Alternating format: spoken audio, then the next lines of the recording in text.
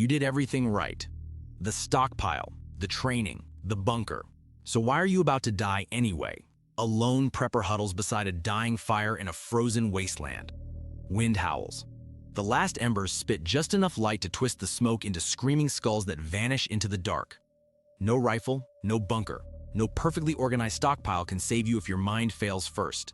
The real battlefield isn't out here in the snow. It's the 3-pound universe inside your skull. Inside it, a silent civil war rages. On one side, your rational cortex, the part that plans, calculates, and thinks in years. On the other, the primitive amygdala, your lizard brain. It does not care about logic. It cares about survival in the next 3 seconds. When a real crisis hits, the lizard wins. Imagine it as a monster, a reptile chewing through the wiring of your rational brain. Stress hormones flood your system like a chemical sledgehammer. Complex thought shuts down. The part of you that memorized schematics and practiced contingencies goes offline. Your brain falls back to whatever is easiest, fastest, and most familiar, even if it's wrong. Your vision tunnels. Your hearing distorts. Your hands, the same ones that could field strip a rifle in the dark, now shake so hard they can barely turn a doorknob. This biological collapse is the invisible precursor to every fatal mistake you're about to make. And it expresses itself in 3 behaviors that will kill you first. The first is freeze. Freeze is paralysis when the mind cannot process what it's seeing. A seasoned prepper, fully kitted out, faces a sudden threat, gunshot, explosion, collapsing structure, incoming vehicle. This is the exact moment they spent years planning for. And they do nothing. They stand motionless, a statue in the path of destruction. Inside the skull, the command center has crashed. No orders are coming.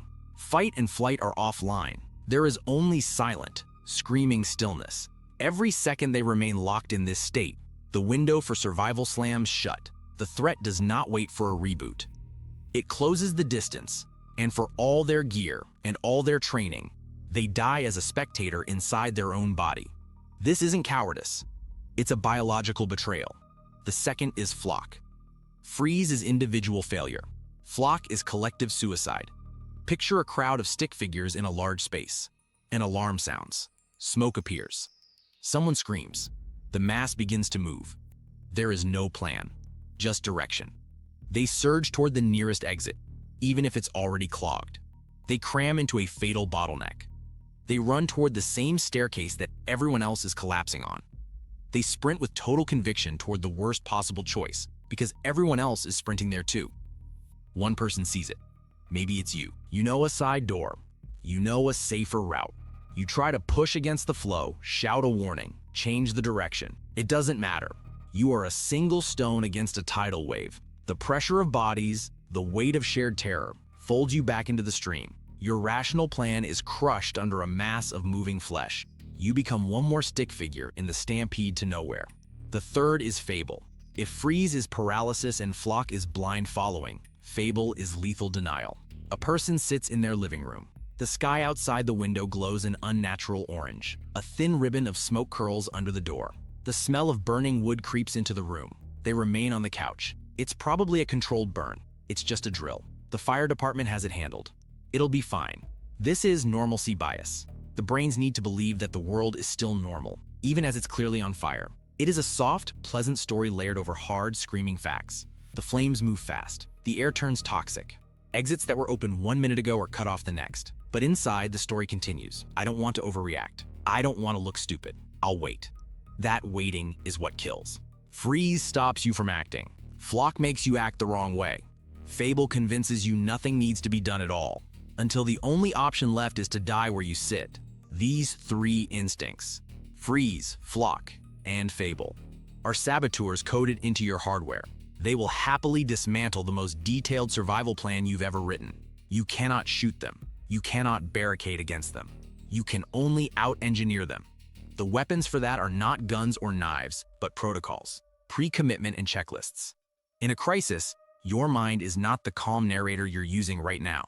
It is an animal in a cage of bone, drenched in adrenaline, thrashing for any easy exit. Pre-commitment is about locking that animal into a path before the chaos starts. On a quiet day, with no sirens and no smoke, you sit down and write rules your future self is not allowed to argue with. If the power grid is down for more than 24 hours, I immediately start water storage. No debates. If a mandatory evacuation is announced, we leave. We meet at this location. We do not wait and see. We do not check one more thing. We go. If X happens, I do Y. Not I'll think about it. Not I'll see how bad it is. Thought is exactly what fails first. You are replacing indecision with execution. The people who live are often not the ones who stayed calm. They are the ones who had already decided. The second weapon is the checklist. Under stress, memory is unreliable. Panic edits the list in your head. Simple tasks vanish. Obvious steps are forgotten. Paper doesn't panic. Taped to the inside of your closet door is a piece of paper titled GOBAG Protocol. 1. Wake family. 2. Put on emergency shoes. 3. Grab go bag. 4. Exit via west window. 5. Meet at oak tree. No poetry. No theory. Just commands. You wake to the smell of smoke and the sound of glass breaking. Your heart rate spikes. Your brain wants to spin, to freeze, to invent comforting fables. You don't negotiate with it. You follow the list. That stupid silent piece of paper has more survival value in that moment than 1,000 hours of YouTube research you can't remember. It is a shield against your own worst instincts. But even a perfect plan on paper is just a fantasy until it is drilled. Here is the rule no one wants to hear. You will not rise to the occasion. You will sink to your lowest level of training. Most people carry a private movie of themselves in crisis, calm, decisive, heroic. They imagine smarter versions of themselves appearing under pressure out of nowhere. That version does not exist. If you've only watched a tourniquet video, you will fumble the strap. If you've only walked your evacuation route in your head, you will get lost in the dark. If you've only imagined grabbing the go bag, you will forget it on the floor as you run. Training is not about becoming a movie hero. It is about raising the floor.